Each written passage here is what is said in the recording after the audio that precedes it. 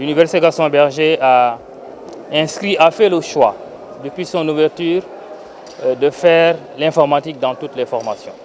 Et je pense que ça, c'était un choix très important. Et c'est la 13e série de conférences qui est faite à l'Université Gaston Berger de Saint-Louis. C'est juste pour montrer l'importance du numérique aujourd'hui dans notre pays par rapport à l'économie. Et aussi, les universités aussi doivent s'adapter par rapport au numérique. Je l'ai rappelé tout à l'heure, nous avons fait ce choix-là.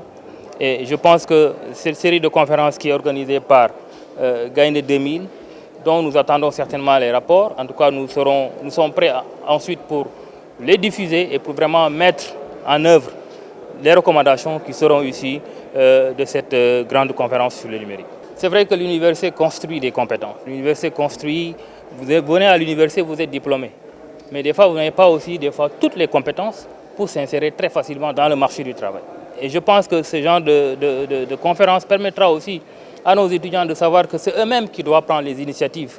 Ils ne doivent pas se limiter aux formations qui sont délivrées dans les universités, mais ils doivent aller au-delà en faisant des formations de courte durée qui peuvent leur permettre aussi d'avoir des certifications qui les insèrent rapidement dans le marché du travail. Nous sommes heureux aujourd'hui de tenir la 13e session des Mardis du numérique avec l'Université Gaston Berger de Saint-Louis.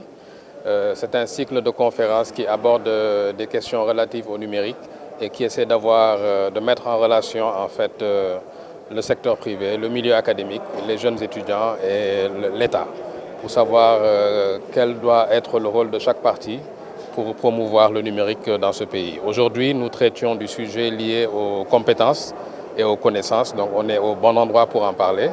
Et nous avons échangé sur le défi qu'il y avait pour les universités, privées comme publiques, de se mettre en adéquation avec les exigences de compétences aujourd'hui au niveau des entreprises. Et donc nous avons soulevé l'ensemble des enjeux pour noter que le Sénégal était très bien loti en matière de production de connaissances à travers ses universités et que le défi maintenant consistant à mettre en place des compétences était un défi partagé.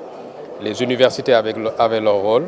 De grandes entreprises ont également, dans le cadre de leur responsabilité sociétale, un rôle à jouer. Mais fondamentalement, c'est l'étudiant lui-même qui doit se battre pour construire ces compétences nécessaires et être en mesure de les valoriser aussi bien sur le territoire national qu'au-delà.